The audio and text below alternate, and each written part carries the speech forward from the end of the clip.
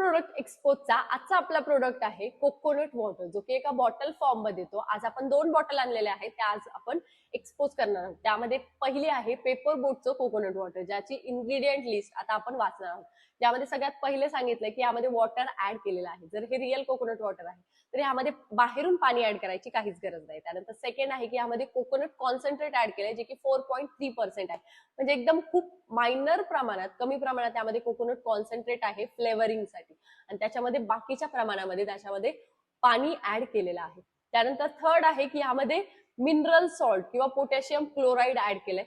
हे विटॅमिन्स जे आहेत, मिनरल्स जे आहेत रिअल कोकोनट मध्ये ऑलरेडी असतात, पण ह्यामध्ये ते नाहीये कारण की हे प्युअर कोकोनट वॉटर नाहीये, त्यामुळे ह्याला बाहेरून टाकायची गरज पडलेली आहे. त्यानंतर आर्टिफिशियल फ्लेवरिंग ऍड केलंय, जे की तुमचे टेस्ट बर्ड्स खराब करतात आणि तुम्हाला जास्तीत जास्त क्रेविंग्स तुमच्या शरीरामध्ये निर्माण करतात, जे की तुम्हाला स्वीट क्रेविंग्स किंवा बाहेरच्या काही गोष्टी खायची क्रेविंग्स तुमची वाढू शकते. त्यानंतर नेक्स्ट आहे की त्यामध्ये ऍडेड शुगर आहे.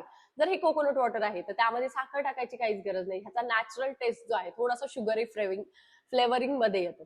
त्याच्यानंतर नेक्स्ट आहे की ह्यामध्ये आर्टिफिशियल फ्लेवरिंग साठी भरपूरशा गोष्टी ऍड केल्यात, प्रिझर्वेटिव्ह ऍड केले, जे लॉंग शेल्फ लाईफ साठी हेल्प करतात, जसं की पोटॅशियम सॉर्बेट 202 242 हे जे आहेत ह्याची शेल्फ लाईफ वाढवतात, जास्त प्रिझर्वेटिव्ह जास्त शेल्फ लाईफ. आणि जर ह्याचा रिझल्ट पाहायला गेला तर हे एक प्युअर रिअल कोकोनट वॉटर नाहीये, कारण की ह्याचं टेक्स्चर जे आहे ते मिनरल वॉटर सारखं दिसतं.